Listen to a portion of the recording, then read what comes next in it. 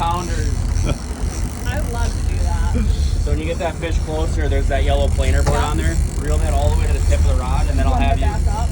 Yep, just reel that board all the way, and then when I tell you to lift up, just slowly lift up and kind of walk back with it.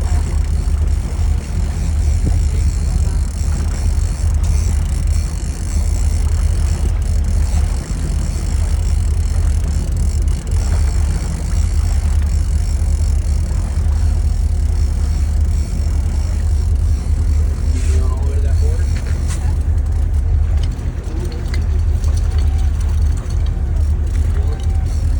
All right, lift up, walk back. Lift up, walk back.